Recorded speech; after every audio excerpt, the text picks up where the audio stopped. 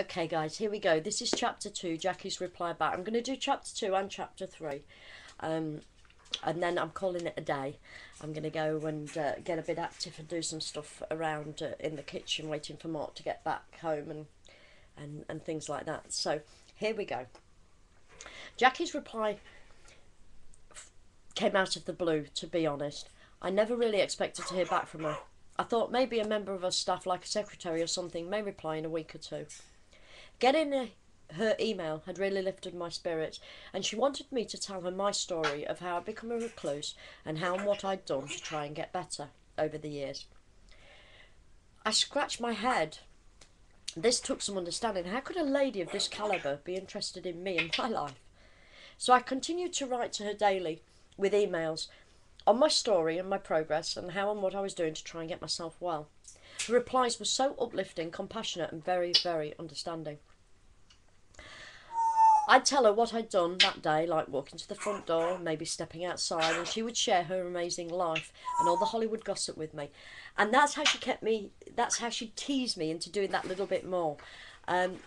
Because she would tell me, what, you know, it was amazing. Her life is so amazing, you know, to have, I know money isn't everything, and I'm not really a material person, but to have that in your life where you've got no worries financially, you know, if you feel the urge to go and do something, you can just go and do it because money isn't a problem. So it was really, really amazing to hear these stories. You know, she was telling me, like, she'd have her jet, her private jet, sat on a runway waiting for her to go to her next place in the world, and then she'd share all that with me, and she'd share some of the Hollywood gossip that maybe, you know, was a bit on the hush hush. So I was getting, you know, insider information, and it was very humbling. I felt very, very honoured, and that's why I never published any of the emails, because I didn't want to betray that trust she'd given me. That you know, it was such an honour to be able to be part of her life. And with all the media and attention and that, it was nice for her. I felt my contribution back to her was being a friend that she could offload to and know that it was safe. Whatever she told me was staying with me, and I wasn't going to go to a paper and publish any stories, you know, or anything like that just to get money or whatever. It was about being a true friend, being a confidant to her.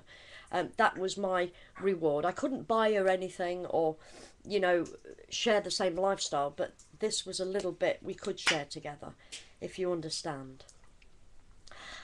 Right, so back to the story. She gave me hope and strength when I could no longer find it, and for that I'll be ever grateful to her. Excuse me. When she was away travelling around the world, she would email me.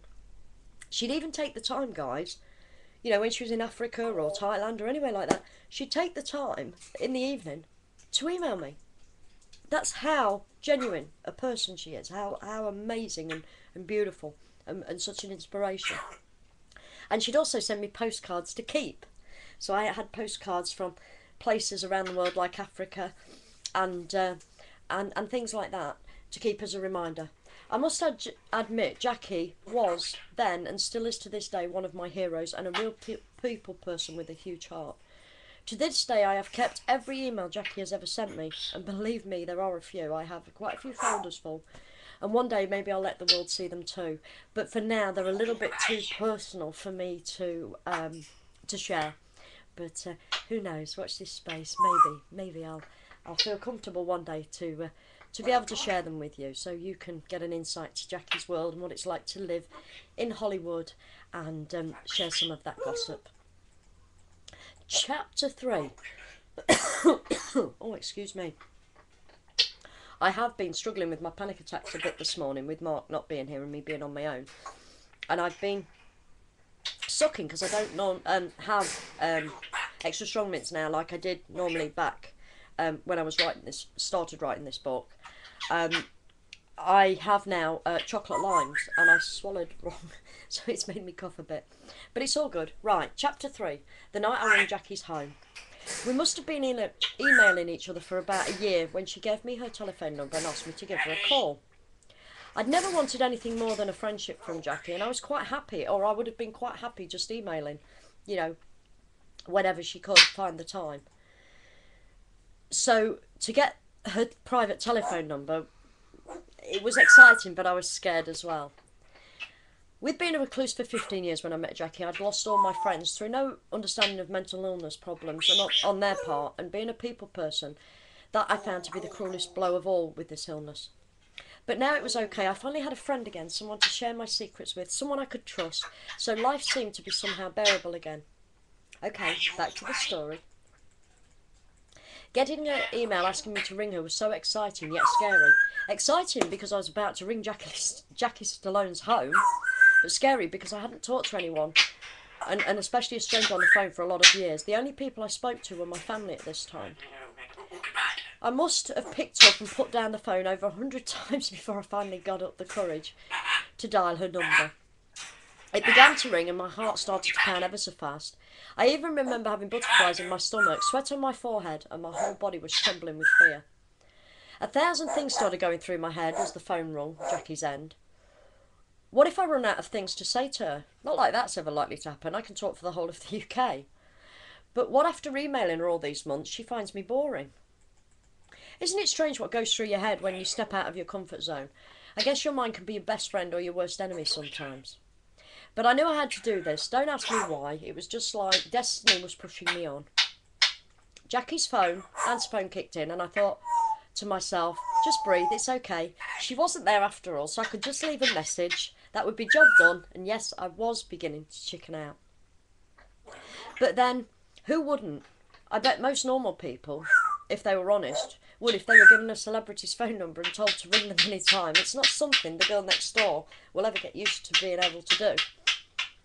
I just said, hey Jackie, Trace calling from the UK, and then all of a sudden the answer phone cut out and Jackie began to speak. Well, I can safely say I needn't have been scared or worried. We talked like old friends for ages that night. Jackie talked to me about fighting my illness, how we would conquer it together. We shared some Hollywood gossip and a few laughs along the way too. Isn't it true how laughter is just the best medicine? Jackie, like I said before, had a wonderful way with people, making them feel at ease straight away. She's down to earth and has a huge heart for others. I remember feeling so high after the call, it was better than winning any lottery to me. I wanted to share, for the first time in a long time, with all my family. So I rang my mum to tell her that I'd just spoken to Jackie at her house on the phone in Hollywood, California. I must say my parents weren't as thrilled as I was about it. They still thought someone on the internet was stringing me along. But I had no doubt it was Jackie I was talking to. It was so hard being so excited when most people around me were constantly trying to burst my bubble by saying, how do you know it's really her and it's not just somebody stringing you along on the internet? I'll tell you now, I don't know how I knew it was her, but I did. I really knew. I listened to my gut and everything in my being was telling me to continue, and that's exactly what I did. Over the coming months, they would see it really was Jackie Stallone. It's strange, but I would have never imagined in my wildest dreams that Jackie and me would become such more than pen pals. You see, dreams really do come true, and I'm a big believer in fate. I mean, you think about it, guys. I was at a point in my life where I couldn't even leave my bedroom. I was a recluse in every sense of the word. Trapped with a mind that wouldn't let me live a normal life. So if this can happen to me, and I can meet a celebrity of this calibre, then anything is possible. Anything can happen for anyone. Miracles really do come true. You just have to believe. Okay, that's it for today. I will get back to you in the next few days, depending on how my illness goes.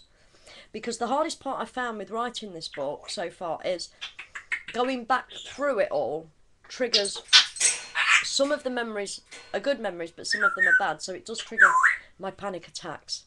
But I will get through that. That's another challenge, another mountain for me to climb. I hope you're enjoying my book so far. The next chapter, chapter 4, that I'll be sharing with you in a few days is getting ready to meet Jackie in the UK, because yes, we did. We have met a few times in the UK personally, and spent days together personally. So I will be sharing all that goss with you and much, much more. So stay tuned, guys. Have a good one, whatever you're up to. And like I always say when I end, remember to smile. It confuses people.